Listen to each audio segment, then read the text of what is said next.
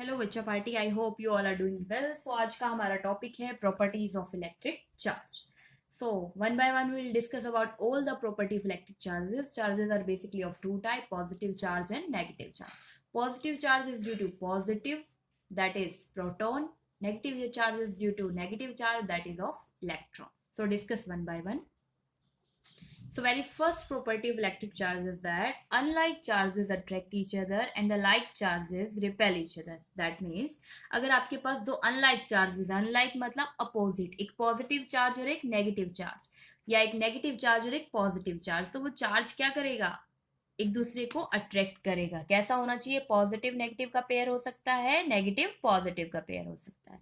And next, like charges repel each other. That means अगर आपके पास pair ऐसा है कुछ पॉजिटिव पॉजिटिव चार्ज का और नेगेटिव नेगेटिव चार्ज का, तो ये एक दूसरे को क्या करेगा? रिपेल करेगा, धक्का लगाएगा.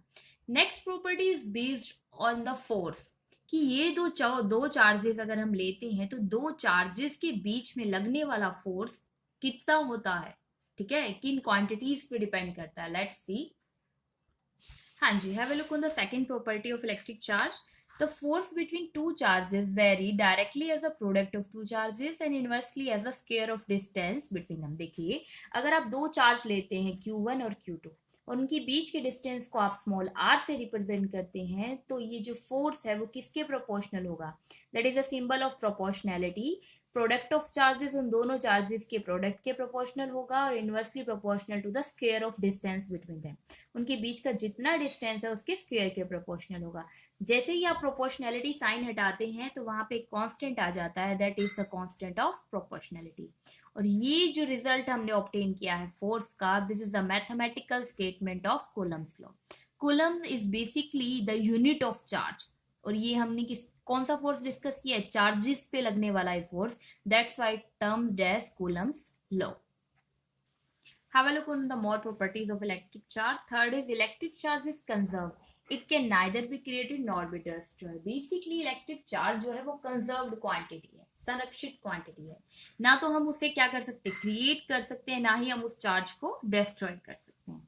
Next, electric charge is additive. Additive का मतलब क्या होता है? जिसमें एल्जेब्रिक सम किया जा सकता है. जैसे कि इसको समझने के लिए अगर आप एक बॉडी ले लें, इस बॉडी पे मैं बोल रही हूँ plus charge minus charge plus charge, कुछ ऐसा है. तो ये इस बॉडी पे टोटल चार्ज, अगर आप इलेक्ट्रिक चार्ज देखना चाहते हैं तो ये किसको फॉलो करेगा?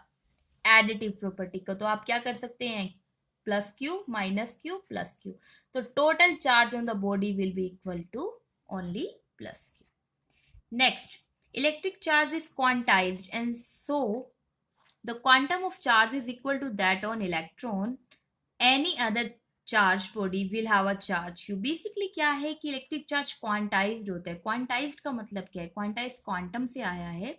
बेसिकली देखिए, अगर आप इसे समझने के लिए लें, अगर हम यहाँ पे क्या कहते हैं, एक बॉडी लेते हैं, उस बॉडी के ऊपर मैं बोल रही हूँ कि मैंने क्या रखा, एक इलेक्ट्रॉन रखा. तो इस बॉडी के ऊपर, क्योंकि इलेक्ट्रॉन पे चार्ज कितना हो, 1 यूनिट चार्ज, तो इस बॉडी पे कितना चार्ज है? 1e. तो इसके इस टाइम पे इस पे कितना चार्ज है? 1e. अब मैं एक और बॉडी लेती हूँ जिसके ऊपर मैंने 2 इलेक्ट्रॉन रख दिए, तो उस बॉडी के ऊपर कितना चार्ज होगा? 2e. समझ रहे हैं? तो आप देख रहे हैं जितने नंबर ऑफ इलेक्ट्रॉन्स आप रख रहे हैं उतने ही टाइम क्या आ रहा है? e. इसीलिए इसको बोलते हैं Q is equal to NE. That is the quantization of charge. Quantized है चार्ज, जितने नंबर ऑफ चार्ज आप रखेंगे उतना ही चार्ज होगा. N की वैल्यू plus minus 1 plus minus 2 and so on, ऐसे, क्योंकि चार्ज आपका पॉजिटिव भी हो सकता है और नेगेटिव भी हो सकता है. Is it clear to all of you? These are some few basic properties of electric charge. हाँ जी, after knowing about the charge properties, let's familiar with the conductor and insulator. Basically number of free electron की basis पे हम किसी भी substance को क्या कर सकते हैं? क्लासिफाइड कर सकते हैं. और इसके लिए दो ही कैटेगरीज हम लेके चल रहे हैं, conductor and insulator. Let's discuss one by one with the difference of these two. हाँ जी बच्चे पार्टी, देखिए, तो बेसिकली कंडक्टर क्या है? Substance which allow the charges to pass easily are called conductor. Conductor basically वो सब्सटेंस है जो अपने में से चार्ज को पास होने देता है इजीली. क्लियर है? और इंसुलेटर वो सब्सटेंस है जो अपने में से चार्जेस को पास नहीं होने देता है. Conductor have large number of free electrons. इसके पास ज्यादा नंबर ऑफ फ्री इलेक्ट्रॉन्स होते हैं और इंसुलेटर्स के पास बेसिकली प्रैक्टिकली होते ही नहीं है फ्री इलेक्ट्रॉन्स. कंडक्टर्स के एग्जांपल आप दे सकते हैं, मोस्टली क्या होते हैं, मेटल्स, एक्सेप्शन ग्रेफाइट को छोड़ के, metals like silver and copper etcetera. Insulator के एग्जांपल्स आप लेंगे नॉन मेटल, जैसे आप देखिए वुड है, ग्लास है, तो इनके अंदर नंबर ऑफ फ्री इलेक्ट्रॉन्स नहीं होते। और जब तक देखो करंट लगने की कंडीशन क्या है, एक चार्ज का होना, ठीक है, तो फ्री इलेक्ट्रॉन नहीं होंगे, एक चार्ज नहीं है। किसी भी सब्सटेंस में, मैटर में चार्ज तो है, लेकिन अगर वो बाउंडेड फॉर्म में है बेटा, तो वो करंट क्रिएट नहीं करता, सिर्फ फ्री इलेक्ट्रॉन्स ही करंट क्रिएट करते हैं। इसीलिए अगर आप किसी वुड को टच करेंगे या फिर नॉन मेटल को टच करेंगे, तो बेसिकली क्या है, आपको कभी करंट नहीं लगता। क्लियर है इतना?